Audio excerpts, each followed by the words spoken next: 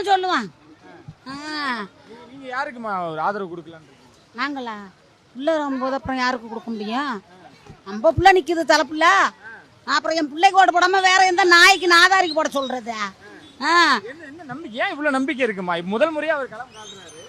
முதல் முறையாக இறங்குறாருன்னா, முதல் முறையாக இறங்கும் போது எதுக்கு நீங்கள் எல்லாம் ஆளுக்கால வந்து இந்த கூட்டம்லாம் ஓட்டா மாறுமான்னு ஏன் கேட்குறீங்க? ஓட்டா மாறிட்டா இப்போ என்ன செய்வீங்க? ஓட்டா மாறிட்டா என்ன செய்வேன்? சும்மா சிவனேனும் அமைதியாக இருக்கிறவனை சீண்டு விட்டுட்டு இப்போ வந்து உள்ளே வரும்போது எனக்கு பயமாக இருக்குது, விடவிடன்னு இருக்குது, நடுக்குதுன்னா ஏன்? எப்போதுமே நீங்கள் தான் இருக்கணுமா? எப்போதும் குண்டு சைட்டில் தான் நாங்கள் குதிரை ஓட்டணுமா? நாங்கள் எப்போதும் உங்களுக்கு ஓட்டையும் போட்டுட்டு நாங்கள் கேனப்பாய மாதிரி கேன சரக்கு மாதிரி அலையணும். கச்சத்துக்கு போனால் அவன் சுட்டு சொல்கிறான், பொம்பளை பிடிக்க மீன் பிடிக்க விட மாட்டான் கடலில். கரியாக போய் ஒரு ஏதாச்சும் முடியாமல் ஒரு ஆஸ்பத்திரிக்கு ஓடணும், ஒரு இதுக்கு போலீஸ் ஸ்டேஷனுக்கு போனால் அவன் கேட்குறான் லஞ்சம். நாங்கள் கட்டுற வரியில் சம்பளமும் வாங்கிட்டு எங்களை லஞ்சமும் கேட்குறானுவோ. அந்த மாற்றம் வரும்ன்றீங்க? வரும், வர முடியும், வந்தால் மாற்றம் வரும்.